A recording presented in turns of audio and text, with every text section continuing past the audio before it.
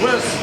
Better late than never. Billy the Greek. All right, here we are. We are live at the Quarterback Sports Bar and Grill, Warden Avenue in Scarborough, just north of Eglinton. 14,000 square feet of fun, post-standard playing equipment, great food. Home to the Canadian 9-Ball Championship coming up June 11th to 16th, right here at the Quarterbank Sports Bar and Grill. Book your party today. Go to thequarterbank.ca or call 416-757-2265. Also, we are live on NSS. Big news, we are nextsportstar.com. Go to nextsportstar.com for interviews, insights, all your favorite sports coverage, as well as movies, all kinds of stuff. Go to nextsportstar.com. It's worth a visit to go to Next Sports Star. Right? It's worth a visit. They got a lot of interesting stuff on there. It's sure, Frank does an amazing Yeah, job. he really does. Okay, so anyway, we've got the Leafs and the Bruins. Game one coming up Thursday night, and Bruins now are favored over the Leafs. I mean, we talked about this earlier in the season. The Leafs were the favorite. Actually, at one point early in the season, the Leafs were favored to win it all. Right there, neck and neck with Tampa. Whereas Tampa is now a heavy favorite, but the Bruins are actually now a slight favorite to beat the Leafs because they finished higher in terms of points. But there's a lot of people that are saying that the Bruins are going to win. I know I take a lot of ripping for that, but because I still truly believe that the Leafs are going to win. I mean, if you look at these two matchups, it's 107 points with Bruins versus 100 points for the Leafs, and neither team really scorched going in. Neither team was really scorching heading into the postseason. The Bruins were 7-7 in their last 14 games. That's not exactly flying high. At least, of course, we know once they had secured their position, they sort of. I mean, that game against Montreal, for example, that was their B team in terms of defense. Sitting out that game, Jake Muzzin sat out that game, Dermott sat out the game, Zaitsev sat out the game, and Nylander sat out too, didn't he? No, Nylander was playing. Nylander didn't have a sometimes tough to notice the kid, but anyways, go on. So tell me more, right? Well, you keep talking about the 2018-19 version of Toronto Maple Leafs as Stanley Cup champions, contenders, a team to be reckoned with. And frankly, if you watched or followed the Buds for the last 40 games of the year, I'd be hard pressed to find a reason other than sheer optimism that you believe that this team, the way they're playing, the way they played over the last 2 months, has any chance to make a legitimate playoff run. They haven't shown it on the ice. They haven't showed it. They haven't showed it against. Well, they showed Spurs. When? Spurs. But when? A game in Calgary. Other than a game on Island 2-1. When they showed Spurs. Yeah. When have the Leafs played for the last? I don't know. Okay, if you want to go back a month and a half, you can go back to when they went into Tampa and beat the Lightning 4-2. Okay, that's fine. Yeah, that's fine. Again, can I see a way where Toronto beats Boston in a 7-game series? Absolutely. It all depends on kind of the way the game's played. If the Leafs play the kind of hockey they like, if they're skating, if they move their legs, and if they handle Pasternak, Bergeron, and Marchand in that Boston power play, sure they got a shot. Anybody's got a shot, right? But I don't like the way the Leafs are playing, and I haven't liked their back end all year, and I think they're going to get exposed. I think, and again, not knowing what playoff hockey is going to look like. If you take it back a year, 2 years, 3 years, and playoff hockey, you need to be good defensively, and you need to have a level of toughness. Neither are the best characteristics of Toronto Maple Leaf hockey, right? So, can you win? Absolutely. Do I look for them to win? I'm not sure. Well, they still have, you can't question the fact that they have an incredible skill set. I mean, this team has the ability to score, but it always comes down to in the playoffs is goaltending. And I mean, whether a team's hot coming into the playoffs or not, really. I mean, how often do you see a team that skids into the playoffs and then you don't know. You don't know. You don't know. A funny thing happens in terms of trends. When a team's coming into the playoffs like this, there's this notion, especially the majority of Leaf fans, that it's doom and gloom. This team can't compete, they can't play, and then they'll come out. They'll come out come Thursday and display a performance that we all, or some of us at least, believe they have in them. They haven't demonstrated for the better part of 2 months, but when you have talent of that kind, you don't ever know. You don't ever know how they're going to come out. And if they come out and play the game that many of us believe they're capable of playing, can beat anybody. But if they play the game they've played the last 2 months, well, I mean, again, it's fits and spurts. I mean, sometimes they play well enough to beat anybody, and sometimes they haven't. I mean, that's the question. But if you look at the matchups, okay, you've got the, at least with 100 points, Bruce with 107 points.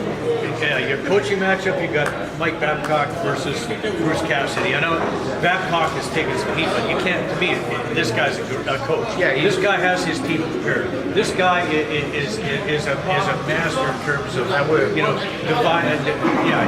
Joe, if you watch Leaf hockey this year and use the term masterful and Mike Babcock with that defensive system, the way they play the game, masterful is not the word. Patient might be a better word. Tolerant, but you sure as hell can't use the word masterful when it comes to Babcock. This guy's body of work speaks for itself. I don't care about his body of work. Joe, tell me about what happened 10 years ago. He's won Stanley Cups. He's won Stanley Cups with a loaded Detroit team. He's won gold medals. Yeah, he's won a gold medal with loaded teams. But listen, with loaded teams, even with loaded teams, you still have to put those teams in. We've seen a lot of loaded teams in the past that haven't. This guy is a coach. He knows how to coach. Nobody's saying he doesn't. Tilley. Nobody's saying he doesn't. Well, some people are. But let's not use the word master. Would you rather put it this way? Would you rather have Mike Babcock for a head coach or Bruce Cassidy? That's a tough call. That's a tough call. Cassidy runs that brew and chip. Don't sell him short. Cassidy's a tactician too. He runs a brew and chip. He's got a system. You don't know. You don't know how a different coach would fare with this system. I don't know. That's very difficult to say. What I can tell you about Babcock that I question this year is the way he's used his line matchups, the way he hasn't developed chemistry amongst any of the lines. One day Nylander's playing here, the next day Kapanen's here, the next day Janssen, moving around. He hasn't built in my opinion, he hasn't built He hasn't built the chemistry necessary. He hasn't created a checking line. He's played Haynes. He's overused Haynes. He's overused a lot of guys that he relies on that haven't deserved the ice time.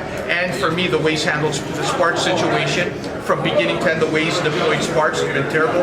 Crushed the kid, the way he was used the kid. So this is not only a Babcock situation. Dubas, if you had to he's got nothing to do with Sparks. What do you mean? Does Babcock's nothing to do with Sparks? Sparks' job is to play goals. Okay, the fact that the kid just couldn't do it, that he didn't do it. He didn't do the job. Look, Tilley, that's not when your coach, fault. You've got a backup goaltender who, by the way, he doesn't trust him. Was playing pretty well. He doesn't trust him. At one from the point, beginning. He was like 7-5 and 1-2. He doesn't trust him. Tilley. Yeah, you know what? When somebody, well, he can't trust. That's doesn't matter.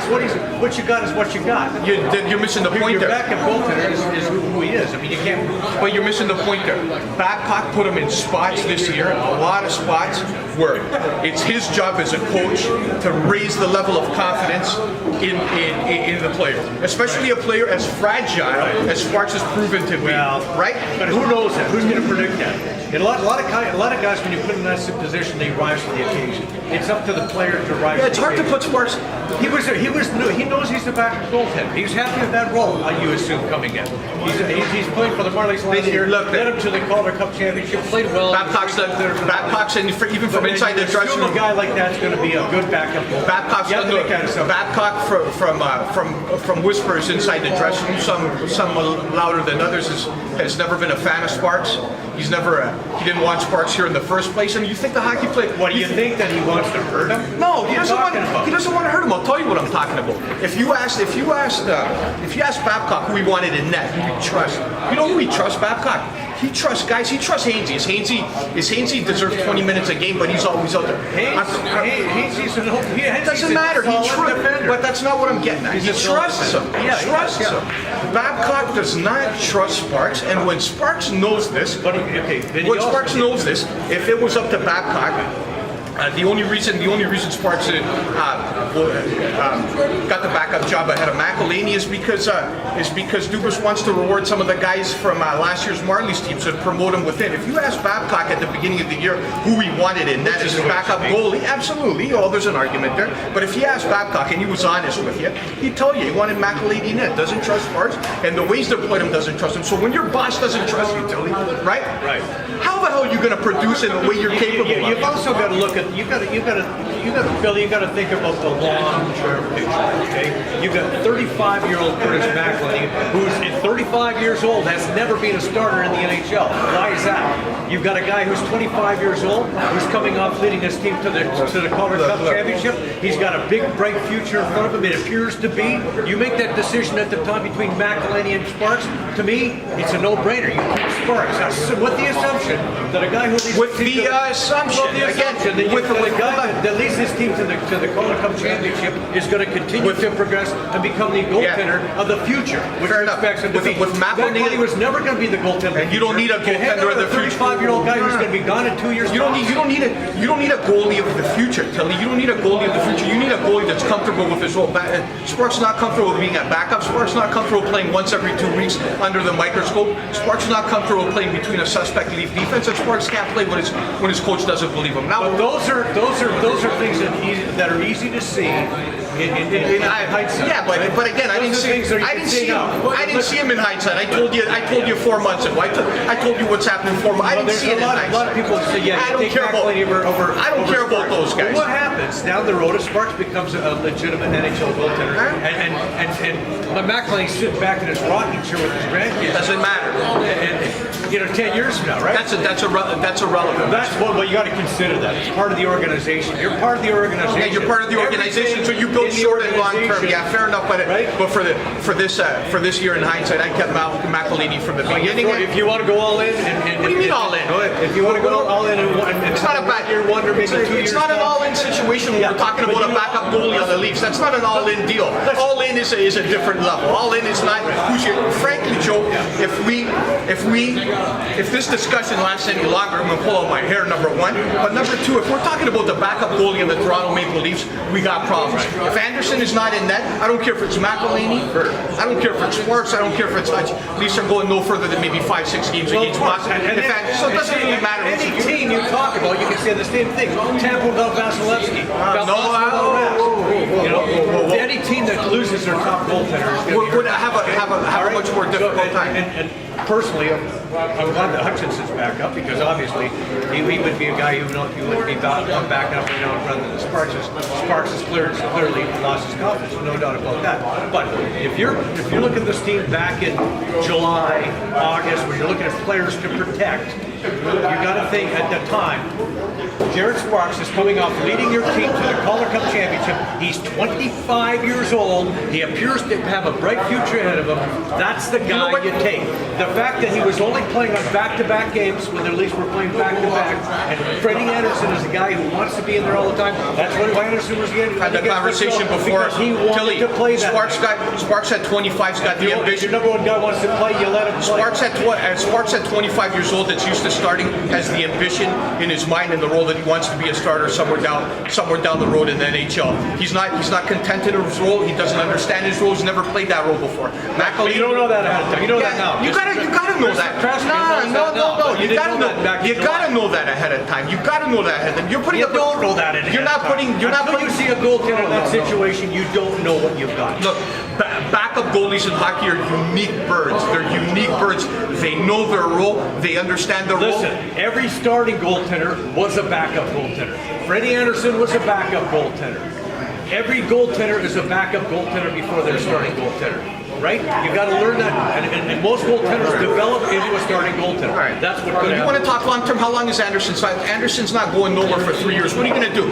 You're going to hold Sparks for 3-4 more years? Well, who knows? Like Sparks is working out with the psychologist. He's working. Yeah, he's in no way. He's trying to get his act together. Why not? But who knows? Yeah. So Babcock and Dubas. Yeah, all right. Babcock and Dubas. Wait 79 games. You know, it's been going on since who knows when, January. Well, it's getting worse. Yeah, all right, hold on. My point is, it's gotten worse. So here's the deal. Here, hold on. Let the Greek talk a little bit. And he was which is respectable, the record, and he had a high save percentage. The people tune in to listen to the Greek too. Let the Greek talk. Okay. You waited 80 games, 79 games, right? It took a while. It was a progressive thing. Hold on. It wasn't like in the beginning. Here's the pressure because he didn't. No, he had a better record and a better save percentage. He had a shutout. The kid was playing pretty well. Here's the presser from Dubas and Babcock. 79 games into the year. Right. This kid, we're going to put him on a 10-day conditioning. You know he's going to talk to guys. Defenseman got hurt. You know what they said? You know what was out for a while. You know what that translation? Gardner was out for a while. This defense was not the 18th that they had in front of here. You know what the translation was? Babcock, when he says, we love the kid, we're going to send them down for a little bit of training, a little this. Who knows? We're going to send them down for a little cycle and out, whatever the case is. You know what they were trying to say? Listen, kid. Clean out your locker room, get the hell out of here. You can't produce, you didn't do the job. See you later, bye-bye. Instead, they say, they're not doing that. No, they're not doing that because you know what? Every sports organization, especially through the thing, is honesty is not the best policy of management. And I listen to Babcock and Dubas like I'm watching CNN or Fox News. Solve politics, man. They never say what they mean. They never mean what they say. Once a Babcock come out and say, listen, I think this guy's crap. He's not an NHL goalie. See you later. Pack your shit, man, and get out of here. Oh, we love the kid. No, you don't love the kid. You treated the kid like shit all year. You put the kid into... Yeah, you did. The Greek knows. He's been inside the dressing room. When you give an NHL job, you're treating him like shit. You know what Babcock said to Sparks the first time he came into the dressing room? He goes, you know what he looked at him? You can quote me too. He goes, are you still around, man? So you know what that is from the beginning. You still around? You still playing hockey?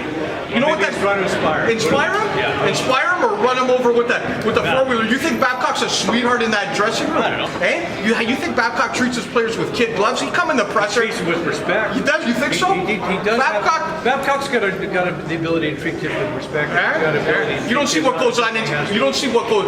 You don't become an NHL hockey coach treating everybody the same way. No, you don't. No, not Scotty Bowman. No. He was not a good coach. No. He didn't treat everybody the same way. Sure. Some guys you have to treat. You have to be a psychologist. All right. Here's another psychological point that I had in mind, and then we'll move on. I was watching the Bruins play the Blue Jackets about last week sometime. When was it? Boston, for all intents and purposes, clinched the 2 seed with a 6-2 win in Columbus. Interesting part of the game. One of the Bruins, and I can't recall offhand who it was, got run over, steamrolled with his head down, right? And then I'm looking, and who comes into the picture? Gling, gling, gling, gling, gling. Who comes into the picture? Chara? No, what Chara? You know who come into the picture? Let me tell you. Take a guess. No. Throwing fists. Guess who came into the picture? You could guess forever. No. Who else you got there? Pasternak, who's not a tough guy, right? He's not a tough guy. He's a solid kid. But if I told you David Pasternak's a tough kid, this and that, no, you say he's a finesse player's a goal scorer. So he came in there, started throwing fists. Now, the point of the matter is, does that one scene create a winning game or a winning hockey club? Or is that the personnel or the style of play required to win? I don't know. Playoff time, we'll see. But I'll tell you one thing. That's how you build chemistry. That's how you build team. When you got your guy, your best player, to score 35, 40 goals, first line, coming and sticking up for his teammate like that, right? You gotta bet your sweet ass, Tilley, that it does something in that dressing room for the rest of the players. And all year, we've watched Matthews take shots, Nylander take shots, and God bless him, Hainsey comes to the defense. That guy should be in a retirement. You say it's good for him. No, but Hainsey comes in. But that's the difference is when some guy for his team that's not a fight. Let me tell you something. It's Hyman and Kadri. You're missing the point, Tilley. You're missing the point. Hyman. Well, you just said Hainsey. Yeah, you know you're a tough guy. The point that I'm trying to get at. When they see it, somebody listen. If the guy takes a check and it's a legitimate, good check, there should not be retaliation. Okay? There shouldn't be retaliation. That's not what the NHL is about in today's game. There should be retaliation. clean hit's a clean hit, you let it go. But if it's a dirty hit, that's another thing. And when guys get hit in a dirty fashion, I'm talking about, there is retaliation. when I'm talking about, you talk about what goes on the ice, right? You're talking about what goes on the ring, right? I'm talking about how you build camaraderie. I played sports my whole life. How you build camaraderie. You know the words that we look for, the intangibles: chemistry, camaraderie, team, all the elements that are required to be a champion, how those are built. And as in hockey, an element of that completes a club is contingent upon sticking up for one another. There's a physical component that's required. And you better believe now, if the Leafs and the Bruins played and there was no contact, the Leafs would beat them in 4 or 5 games. They're the much better team. They're the much better team on paper. We both agree. So if they're the much better team on paper, Tilley, right? And there's not a person. Well, there's always intangibles. Hold on. Let me finish the point. If they're a much better team on paper, the Leafs, we agree? Right. 8 out of 10 hockey guys will tell you the same. Why are the Bruins favored? Just answer me that. It's a simple question. Because they have a lot of talent. But the Leafs hands down have more talent. Why the Bruins favored? Because they had 107. No. The Leafs had 100. No, it's not about points. You said it's not about points, man. You got one team that's better than the other team on paper. Why is the other team favored? Because they got guys with balls. They got guys in corners. They got monsters like Chera that'll kill you. They got guys like Marchand that'll stick their nose in there. That'll play hockey on a different level. That's why they're favored, Tilley. It's got nothing to do with talent exclusively. And they have home ice advantage. That's why they're favored. It doesn't matter if the games were played in Alaska or in the backyard here, man. The Bruins are favored not because of what they have in terms of their roster and talent. You've said for the entirety of our episodes together, you said the Leafs are one of the more talented teams that you've ever seen in your time.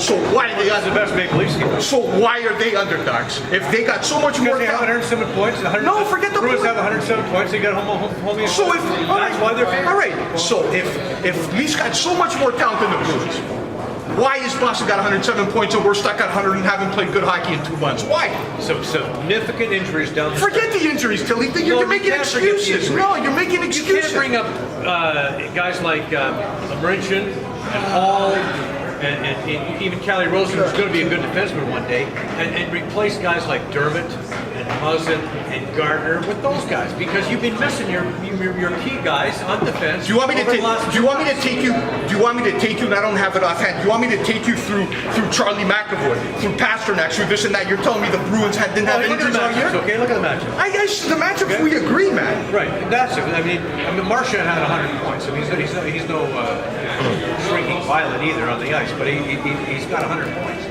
I mean, it's a team that has a lot of ability. It's going to be a good series. Yeah. But the Leafs are the more talented team. I'm still convinced the Leafs are going to win. And I'm telling you, when the real season starts, you're going to see a Maple Leafs team that. And you know what? How do you know this? How do you believe in this? What's giving you evidence? Listen, they have the ability. They're finally healthy. That's what tells me that. But earlier in the season, when they were healthy, they were playing well.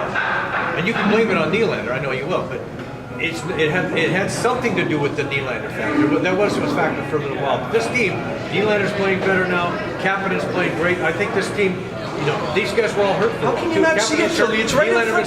How can you not see it, Tilley? It's right in front of you. It's right in front of you, Tilley. It's right in front of any fan. You're a Leaf fan and you love your Leafs. How can you not see it?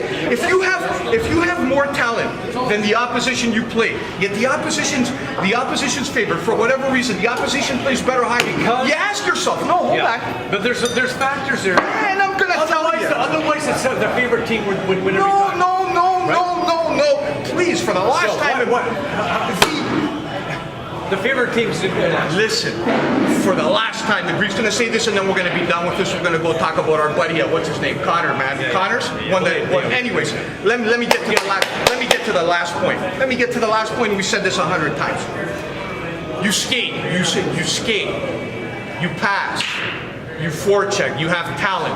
You have 3 lines that are talented. You have a Norris caliber defenseman. Okay, that's your gravy. That's your identity. That's who you are. But but that's who you are. That's who you are. You're talented up front. You're a skating team. But if you don't supplement that skating team with players that play an aggressive hockey game, with players that protect each other, with players that bring a physical element to the game, You cannot win in today's NHL, yesterday's or the day. I've said it 100 times. That's the only. The Leafs will protect themselves. Give me a break. The Leafs are the smallest team. No. They've shrunk all year, man. The Leafs will man. protect themselves as much as they have to. If the referees do their job, the Maple Leafs will win this series. And it's going to come down to one thing. It always does in playoff hockey. It comes down to one thing only: goaltending. Okay, the hottest goaltender wins every series. So just the difference is the difference between the Leafs and the closely matched teams. The hot goaltender. It's not closely matched. These are two completely. But they're closely matched. They're closely matched. There's a Bruin style of hockey that plays along the walls. It's got a beautiful power play and plays a more defensive brand of hockey and clocks the neutral zones. And there's a Leaf game of hockey that demands ice and skating and speed and moving your feet. Right. Two different teams. And if the referees do their job, the Leafs will be able to. If the referees did their job all year, Joe, the Leafs wouldn't be last in the league in drawing penalties, man. The point of the matter, you don't draw penalties by skating. You draw penalties by creating emotion. You're making excuses to me. It's nothing to do with injuries. It's got nothing to do with injuries. The Leafs were a month and a half ago before the injuries happened. Okay, look where they were in the standings, and look where they are now. Look what happened to them. So you're telling me that the Leafs? You're telling me that Jake Gardner's the reason the Leafs haven't played good? Jake Gardner, Travis Dermott are the two reasons. So the Boston can play got hurt he had the for 3 games. No, 4 or 5. Look, here's the deal. We can sum it up because everybody's asking who we like. We don't know who we like yet. We're gonna obviously you know who this guy likes. Here, man. Here, man. Put it right there. Leafs in 6. Leafs in 6. I don't know. So let's go this way. Then we play a game of what ifs. Yeah. What if Anderson stands on his head? Yeah. Shot. What if Kadri is Kadri? Kadri hasn't been Kadri all year. Nobody can dispute that. I don't know if it's too many miles on the engine or the fact he's coming off a concussion and wants to protect himself for the playoffs. Kadri's not been Kadri all year, right? Can the Leafs playing on the third line versus the second line has made a difference? Yeah, Kadri's. But in my estimation, if Kadri's not plays an antagonistic physical game, he just becomes another finesse player, and the Leafs already got a lot of those. And he's Let's see what happens. Yeah. And Kadri, if you've noticed his foot speed, something's wrong with him. He's not the player that he was. For me, he needs to play at a premium level for the Leafs to have a shot. He needs to be about 70% of Marchand. 70% of him in terms of his intensity, in terms of his physical effort, in terms of putting a few points on the board and keeping Marchand off the score sheet. That should be his job. And if Babcock doesn't see it, then maybe he should tune in. I don't know, but maybe he's got an idea that just fire beats fire. Like fire.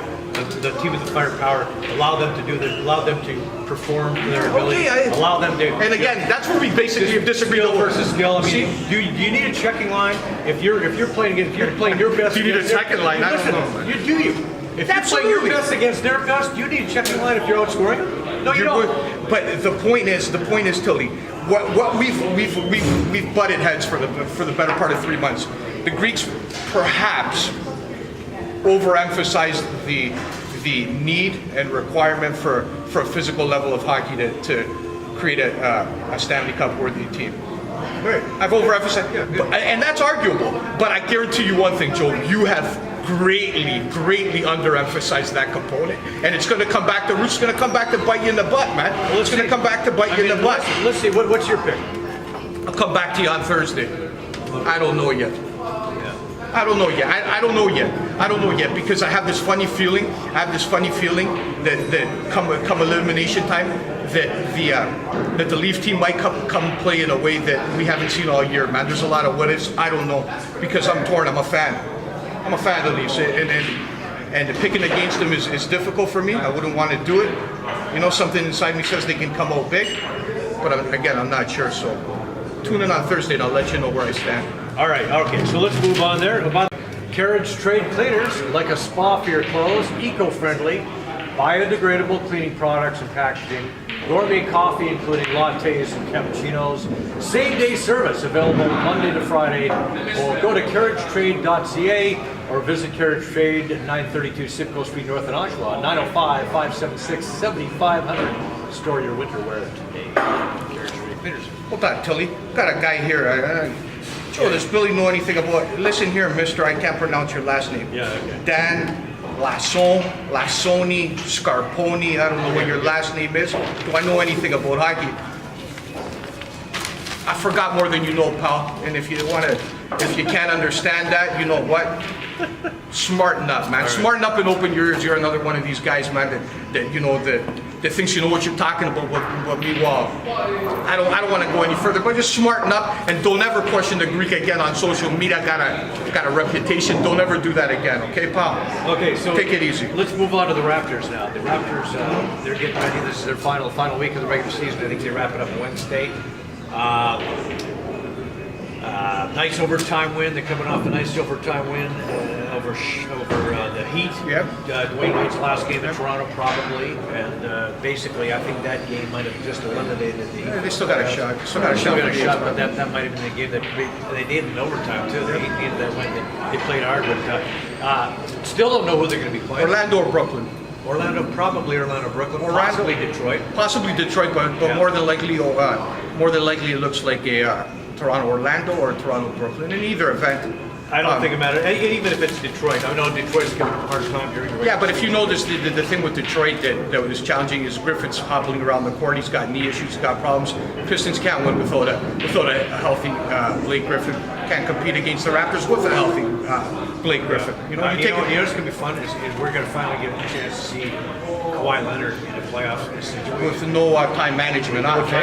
Just playing probably 40, 45 minutes a game and the reason they've had the time management is so they can be in this position that they have a healthy Kawhi come playoff time. It makes a lot of sense. And I know there's people that criticize the Raptors for doing that, but man, if they win, all the criticism is going to stop. Yeah, so again, it looks like if form holds in the East, it looks like a second round matchup with the Sixers, which should be interesting. And again, the difficulty with the challenges Orlando possesses is they got a guy down low in Vucevic that demands respect.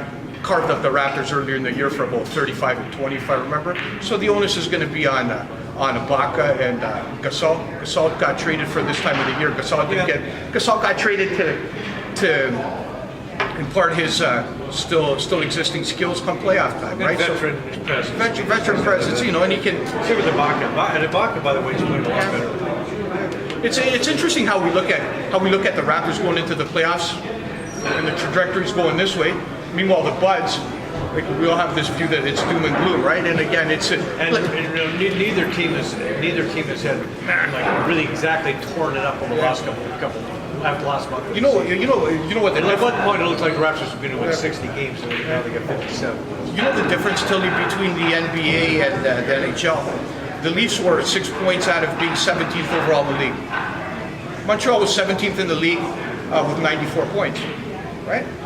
That's 3 wins over the course of 82 to separate. So there's not 17 teams in the NBA.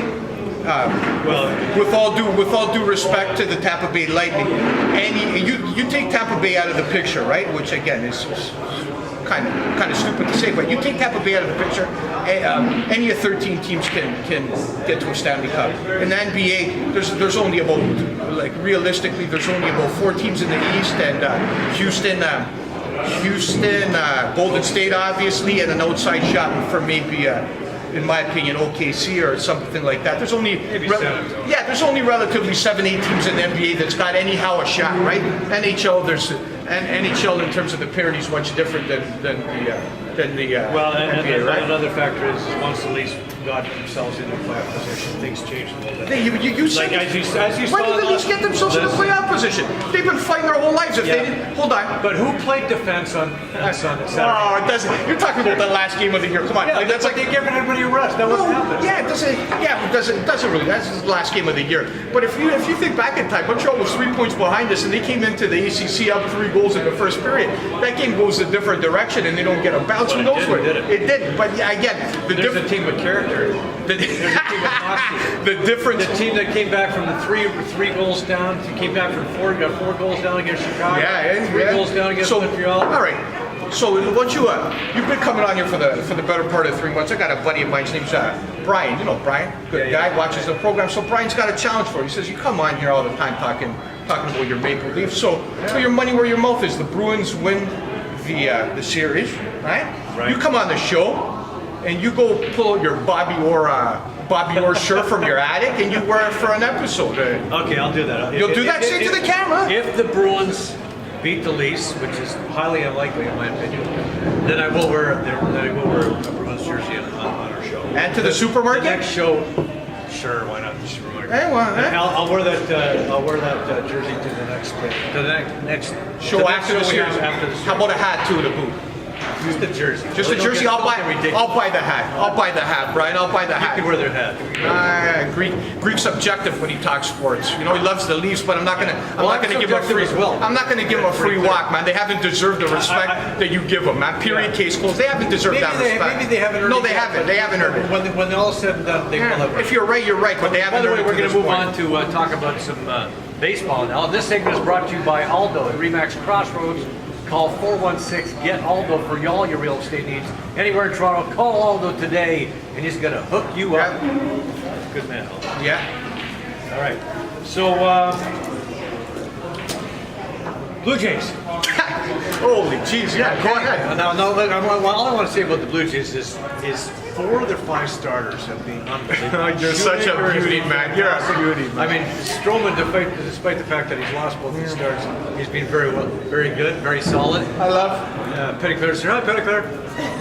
All right, so you know, Shoemaker's been good. Sanchez has been good, but okay. But the bats. What I'm wondering is when are they going to be bringing up Mr. Well, when the time's right, when the contract suggests they have that extra year of free agency and they bought for him, he'll be on the next train up. And you can make, fortunately, you can make the case that there's not one Blue Jay on within the starting 9 that can start for Boston, that can start for the Yankees. You'd be hard pressed to find one that can start for Tampa Bay. You go around the league, any of the better teams in the league, that not one Blue Jay can actually start for any of those clubs. When you're talking about, I woke up one day, man, and they got this guy leading off in right field. His name is Burrito. I never heard this guy, but I'm a baseball guy, man, through and through. Burrito comes in a water filter. Whatever the case is, this guy's coming making diving catches in right field. Where'd this guy come from? Man, it's tough times. It's tough times for Blue Jay land. It's tough times when your franchise player is Grichuk, signing for $5 and $52. That's fine. The season. I like Grichuk. Yeah, he's a complimentary piece. He's a complimentary piece, and he's got an upside. I like it. One of the reasons that these guys look brutal because their bats are terrible is because you've got so many holes in that lineup. Yeah, that's the point. You know, when you're batting, for example, you're part of that Yankees lineup, and everybody has to pitch to you. Yeah. Everybody has to pitch to everybody in that lineup. With the Blue Jays lineup, you can pitch to that guy, you don't have to pitch to that guy, you don't have to pitch to the guy. You pitch to that guy, don't pitch to that guy, pitch to that guy. Aside from a couple of spots in the lineup, it's a AAA lineup. You take away Smoke and Grichuk and everybody else, Galvis has a nice little start. He's a journeyman player. He'll put up some decent numbers. Who else you want to take a look at? You want to go around. Interesting, we never got a chance to talk about the Pilar trade. Pilar out the door as well. And Pilar, Morales, gone, Smoke next. It's a nuclear annihilation. Which reminds me of it reminds me a bit of what the Leafs did a few years ago. Right? That's what we're trying to do. Again, with the only piece that's standing in the way is how far do you want to go? What do you want to do with Stroman and Sanchez, right? Are they part of the rebuild or are they part of the done, right? Again, that's the come trade deadline time. Both guys will be... I made my position on Clear and Sanchez before. Yeah, both guys are much sought after. I guys potentially a Cy Young. So I wouldn't touch him. Blue Jay season. I don't know. I really don't know. Blue Jay season starts the minute the Greek sides will be tuned in. The minute Vladdy gets the call, then I might tune. I love the game, but I just can't. I think a lot of people are in the same boat. You know, I'd rather. Truth be told, I'd rather if they let me cross the border, I'd rather go watch the Bisons play and watch Vladdy when he gets up there to watch music baseball. Sure. They got nothing to sell me on but hope, right? And it's again, in my estimation, this was done 1 year too late. Right. I mean, if you wait, another couple of weeks and wait into May, you might see Vlad, and then it'll be worth to go to the ballpark just to see, right? Absolutely. Maybe Bobuchet will be up. Absolutely, but all credit to you. You mentioned earlier, all credit to Shoemaker. He's pitched great. And again, these are for all the critics of Shapiro and Atkins, signings like Shoemaker are not only used in terms of stabilizing a rotation, but also come trade deadline time, these guys are signed to 1-year contracts. If Shoemaker continues to pitch at this level, he's worth a couple assets come deadline time. The same way they flipped guys last year. So again, they're trying to rebuild. And they're the Astros of maybe 4 or 5 years ago. But hopefully they're gonna continue to be bad enough to be bad. I don't want to. For me, the worst thing that can happen to this Blue Jay team is they climb over the 70 win mark. As long as they're in the low to mid 60s, for pride's sake, I hope they lose under 100, right? Yeah. But for pride's sake, keep them at 65 wins, get them one of the top 3 picks in the draft, right? And then for me, that's a productive season. Watch the kids grow, right? And again, looking forward to seeing Vladdy in that uniform. Right? By the way, I want to just mention before we wrap it up, we got more to go here. Toronto SC undefeated. They're off to a very good start. Yeah. What happened to Javinko? Jersey. What's Javinko doing in Saudi Arabia? Got any updates? I don't know. No Javinko updates. Got a nice tab probably. Because I haven't talked to anybody who's even seen him play in Saudi Arabia. Yeah. So, but I do know that Josie Altidore is off to a great start. 3 Yeah. goals in 4 games so far, including 2 game winners. Yeah. This new guy, they got Nick De Leon. He's got 3 assists. Spaniard, yep. So I mean, De Leon's been around for a little bit of while. Laurent Simard, the Frenchman. They're currently second in the East, but they got a game in hand on the team, or 2 games in hand. I mean, nice bounce back from a team that had high expectations after winning it all 2 years ago. Last year they just sunk, and I think it was just a lot of it had to do with the fact they were blown away, just tired. They were fatigued. They spent a lot of time on the pitch within all the competitions. Almost winning Champions League and all that other stuff. So it was they had a long, tough road the year before. So okay, the Valero Texas Open. Buddy Corey Connors from Listowel, Ontario. Where's Listowel? I don't even know. Do you know? You know where Listowel is? Ontario? Listowel, Ontario. Do you know where it is? Okay. That's Listowel. Yes, Listowel. Anyway, that's where. Anyways, whoever knows, chime in with us. It can't be far away. It can't be far away. I got a feeling it's around Midland, maybe. I don't know. Yeah. All right, maybe we'll get somebody on here. Find out, somebody. If you know where Listowel is, let us know. Anyway, the guy coming. He went into the final round down a shot to Kim, and what a performance! He birdied 4 of the first 5 holes. He fired 600 of the day to win by 2, and his first PGA Tour victory. Good for him, Corey Connors. Beautiful story, and the fact that this guy's not for the casual golf fan, he's not an avid name. He's not somebody that come to the forefront of your mind, right? Frankly, for the Valero Open, he qualified on the Monday. He's got no sponsor exemptions. He's got nothing. So this guy's got to go compete to compete, right? There's no. He hasn't attributed success so far to have his PGA Tour card. I think one of 5 or 6 golfers in history to qualify and then win a tournament. So if you watch the final round, Tilley, he shot I don't know, if you put together a round with 18-hole round with 4 pars, you're either shooting a 59 or one of your specials up in Arizona, 91, right? You think about it, 4 pars in 1 round, right? Right. What a topsy-turvy tournament it was. If you watch some of the golf, Greek Lakes is golf. I'd be happy to have 4 pars around. Yeah, that's what I'm telling you. You're 91, right? You're a specialist, man. We even have video footage. I did have a birdie in my last. You did, eh? Yeah. Well, even the blind squirrels, you know about that. Anyways, he started out on a house of fire, but through 6 holes, he's 4 shots up, and then it happens to him because this kid's had the opportunity to win on the PGA before, final round, and he's kind of crumbled. It's for somebody that's never won before on that stage, it's tough. It happens to a lot of golfers, right? So the first couple of times they get close. Yeah. So he bogeys the 7th, 8th, and then you're thinking about, shit, take it easy, man. The 9th, 4 bogeys in a row, so you're thinking like the wheels are falling off. If you're watching as a spectator, you're saying, next time, and then he comes back, and birdies he goes 600 in the back nine, man, and wins going away, right? And it's just beautiful to see as a proud Canadian, just beautiful to see a Canadian which over the history of the PGA Tour, not that many of us that have the opportunity to hoist any kind of trophy, right? We're one of 15 guys that's ever won on the PGA Tour. So what's the kid get? The kid gets the accolades. He gets 1.35 million. Not a bad weekend. How much you make in Arizona gambling over the weekend? A little less. Eh? You made 100. He made 1.35 million. He gets a PGA Tour exemption for the next 2 years, and he gets to play at the Masters, right? So what are you looking forward to when you're talking about when we're looking at the Masters?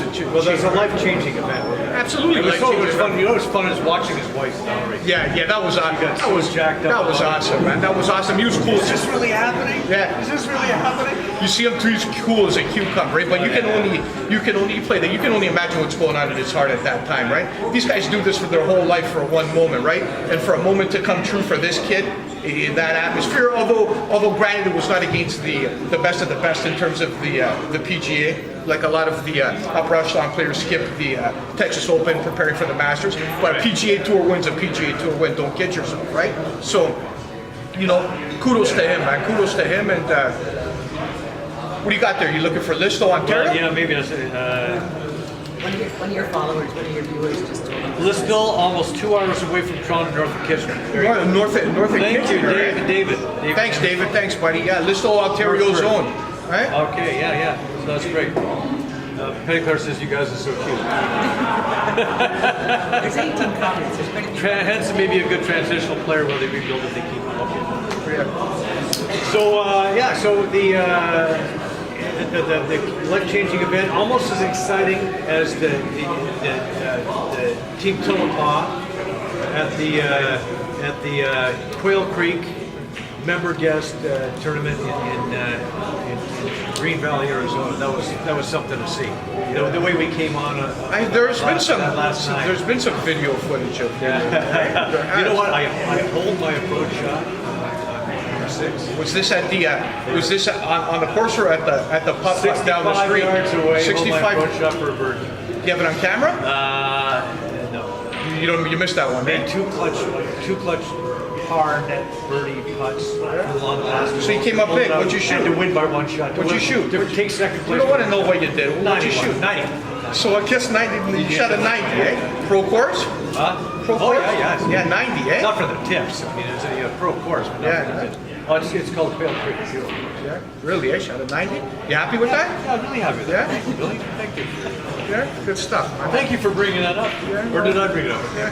Yeah, awesome. Anyways, Connor, good job, buddy. All right, that was all right. awesome. So that's gonna wrap it up for today's show. I just want to say that we have a big night coming up. Our next big draw is coming up April 20th. That's a week Saturday. We're going to celebrate the opening of the thoroughbred season, which is also on April 20th. We have a lunch or dinner for 4 at Favorites or post-parade dining room at Woodbine Racetrack, or at the Terrace Trackside Buffet at Woodbine Mohawk Park. So whether you're a harness or thoroughbred fan, it doesn't matter, you can pick it up. This year's Queen's Plate is Saturday, June 29th, and for harness fans, the Pepsi North American Cup is June 15th at Mohawk. To enter, come here to the Corner Bank and fill out the ballot with the code word ISVESTIA. ISVESTIA, the 1990 Canadian Triple Crown winner. Put that on your ballot, and you can win a dinner for 4. All right. So if you're a horse racing fan, come on. Even if you're not, it's if that's not your element. Take a look, because it might be. It might be.